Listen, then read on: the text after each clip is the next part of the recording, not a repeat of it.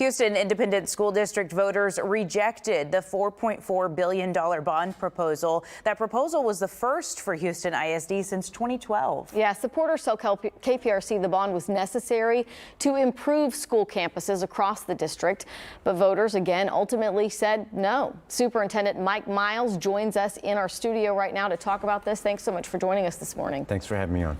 So you issued a statement last night that politics of adults beat out the needs of our children. Can you expand on that a little bit? Yeah, when you think about what the bond was supposed to do, and you think about who won last night, I don't know if the opposition is going to claim victory, and if they do, I hope they do their victory lap around Bonham Elementary School and all the trailers and the poor air conditioning units and Benavides and the bathrooms and the trailers there. This is not a victory for anybody. It's a loss for our kids. We did not put kids first on this bond. Because what you were saying is that basically they were trying to punish the administration and these children. What are they missing out on? Yeah, whatever agenda some people had, I mean, many people did support it, so thankful for that group, but many did not, and those are the ones who attach politics to it or some other adult agenda. What they're missing is what it really takes to put kids first. We talk about that all the time. And our kids have obstacles already at home. And now we just threw another obstacle in their way. So what we heard a lot of people say, and you saw the signs, no trust, no bond. They said, we don't trust because of, they think this new education system, the way that you've been brought here by the state, that they didn't feel like that they could trust that if we pass this huge bond, that these schools would actually be fixed. Are you saying that there is no money to fix any of these schools with the tax dollars that we're already paying? Look, we spend a lot of money every year on capital improvements. We spend money on fixing air conditioning units. We spend money on security. We increase armed security guards this year, more police officers. But that only goes so far when you've had 12 years. 3 superintendents before me have not passed the bond. They didn't even bring one forward. This board and this administration had the courage to bring it because we saw that the kids need it. It has nothing to do with the intervention. We don't need to pass a bond to do the intervention, to get achievement results or to get out of intervention status. What we did was bring the bond because our kids need it. And so they'll rise to the occasion, our kids, and they'll overcome this obstacle too. They're unstoppable, but we could have helped in a great way. So my team and I, we're going to continue to fight for them, and then we're going to challenge the opposition to fight for our kids too. So, our kids have had no air conditioner in their classrooms at some point during this school year, and we know that the infrastructure is continuing to age. Yeah. So going back to what Amy's asking, though, are we going to be able to make improvements, or without this bond, does that mean that the infrastructure continues to deteriorate? Yes, it continues to deteriorate. We will do what we can. We fight the air conditioning wars, you know this, right? Every August and September, and now in April and May. Mm-hmm. In a couple months, we'll fight the heating wars. I mean, we won't be able to heat everything. And so we will do what we can. We will fight all the time to do this. We'll spend some money doing it.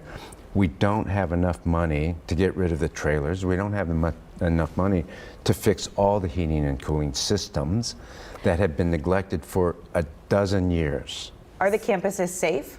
The campuses are safe as we can make them. Could they be more safe with a single point of entry and vestibule? Yes. But they're safe right now. That's why we have police officers. That's why we have armed security guards. It's a layered approach. We want to do more to keep our kids safe. So then let's talk about what happens next. On Facebook, one of our viewers and a parent at HISD said, will HISD be putting this bond on the May ballot? What's the next shot at? I mean, what does HISD do moving forward? We don't know. I mean, it's early days, right? Mm-hmm. We just found out. Yeah, so we'll figure it out. In the meantime, we're going to put our effort into helping our kids get a better education. We had the largest improvement in the history of the district in achievement. Our kids did. And we need to celebrate that, and we're going to keep doing that, and we hope other people can celebrate. I don't trust people who can't celebrate our kids. They come up with alternative facts. They don't admit that the kids did well this last year, the best this district has ever seen. I don't trust that. How about we trust our kids and we trust our teachers and we trust the data instead of alternative facts? So it would seem that this was a trust issue with the people who didn't vote for it but have kids in HISD. It was a trust issue that they. So is there any way to sort of come together to mend that, to try to fix that before asking for more money again, so that people can all be on the same page? They can trust that we're doing everything to help our kids. They can trust that we made great success. If they don't want to trust those facts, I don't know we can help that group. There are a whole bunch of people who need information. We'll continue to give them the information. But there are some people who had the information. The union had the information. I don't trust them to do anything. They don't have any solutions, and they just put misinformation out there. So do we want to trust that group? No, they have the information. They don't want to put kids first. They want to put adult issues first, and we're going to keep fighting for our kids. We're going to keep putting them first, and they're going to have to trust that we're going to do that. So what are your plans for going forward? We are going to focus on educating our kids. We're going to have just as good a year educationally as we did last year. We're going to fight the air conditioning wars. We're going to try to put more money into them. We're going to try to get more money from the state, from grants, to try to help our schools.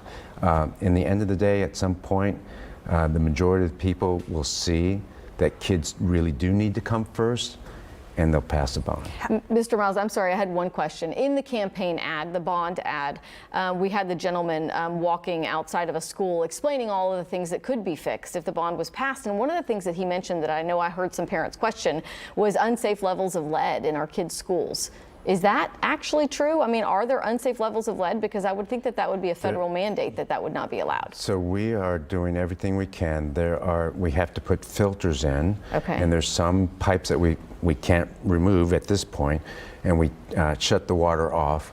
So there's many things we can do to mitigate, and the bond would have helped us mitigate even more or remove those lead pipes. All right. How likely is it that you'll get a grant from the state to fix these things? Well, we will get grants. The challenge is we can't get enough grant money to fix the things that we need to do. There's $10 billion worth of need, 12 years of neglect.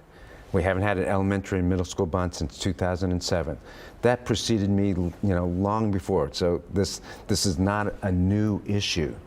And people to conflate it with the politics of the day is missing the point. The city and the opposition needs to look at what the state of the facilities are and say that our kids deserve better facilities. Superintendent Mike Miles, we appreciate you coming in this morning. Thank you. We're going to take